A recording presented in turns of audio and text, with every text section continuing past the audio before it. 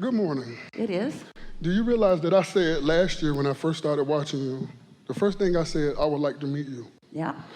And I'm here because of my sister. Yeah. And what I want to ask you is that the most powerful message that I've learned from you, and I've been on learning about the law of attraction for a while, was the power of the emotions. Emotions don't have power.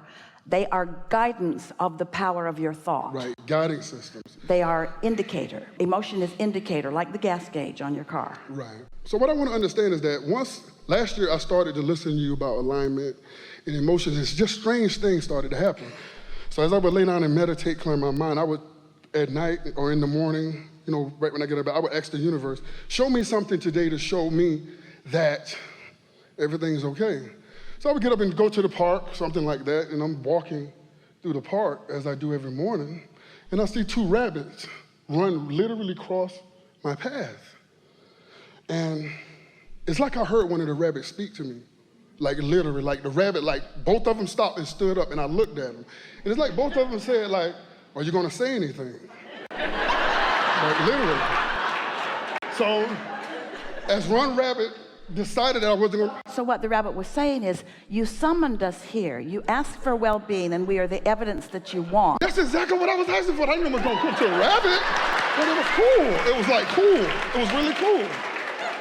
So one rabbit took off, and the other rabbit kind of stood up on the hind legs, and as I walked away, he followed me and was like, you're not going to say anything? You're not going to say anything?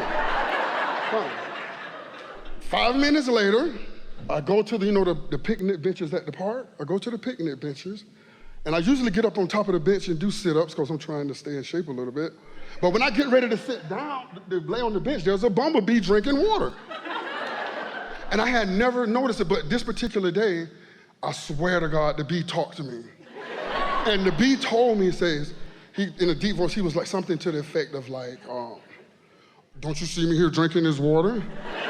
I was going to, I could sting you, but I'm not going to do that. And I just kindly walked away and let the bee have his peace.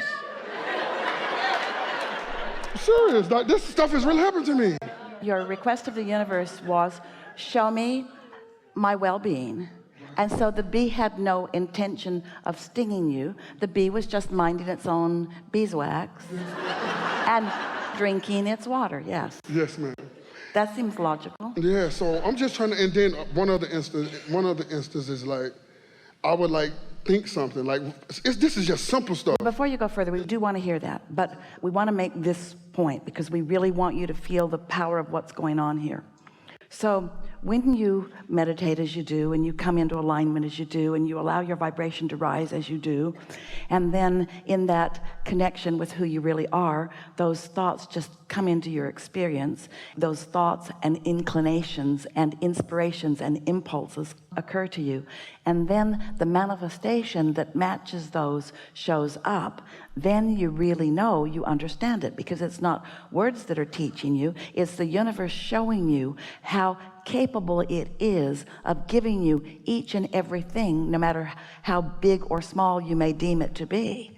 That's what we are appreciating most about these stories, is that you queued yourself up for it. You segment intended, you prepared the vibration of it, but most importantly, you recognized, you understand the correlation between your asking and your allowance and your receiving. And that's everything.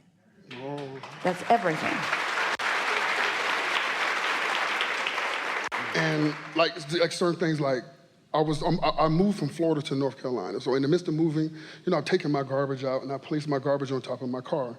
And my friend was in the car with me. And I said to her, it was another guy approaching the garbage can. I said to her, wouldn't it be nice if this guy take my garbage back off the car, just put it in the garbage for me? The guy walks right up to my car, gets the garbage, and puts it in the garbage bag.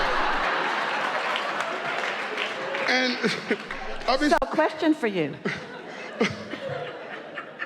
Premonition?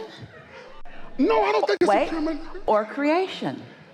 It's creation for me. But what we're getting at here is it all kind of goes together, doesn't it? Because if thoughts are in the process of turning to things, and you get a bead on the thought that's in the process of turning to things, then maybe you did have advance notice as you are watching the vibration evolve. And then when it manifests it's extra sweet, isn't it? And that's the deliberateness that just makes life so delicious. It makes you feel blessed and known and seen and understood and answered. Yeah. So is it like, do these things start out small and like they sort of roll down like a snowball rolling downhill? Do they get big? How does it work? They don't have to start out small, but they usually do, because you will let the small things in easier than you will let the large things in. Okay, so how do we let the big stuff in?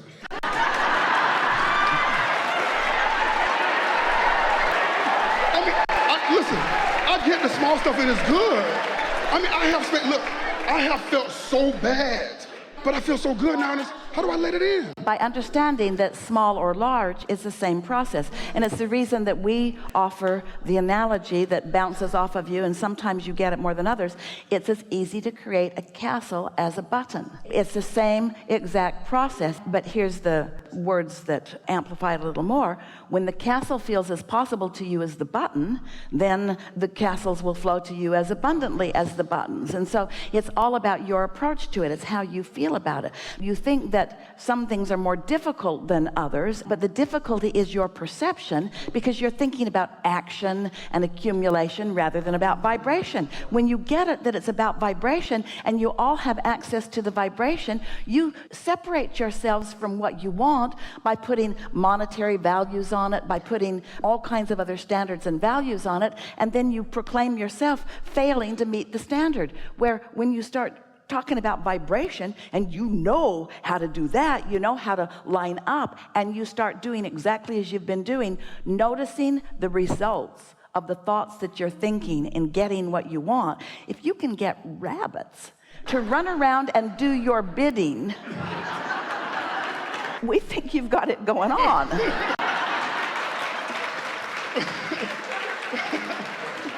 Well, I just want to say one more thing and I'm done. My sister, right there, she told me, about 3 weeks ago, when I told her I wanted to come. And she told me, she said, Daryl, I have a feeling you're going to end up in Abraham's chair. And I was like, well, So did you see what she did? She took that moment, found the feeling place of that, felt it strong enough that she pronounced it to you. She told me last night when I got into the hotel. Set some things in motion. But here's the thing that we really want you to hear.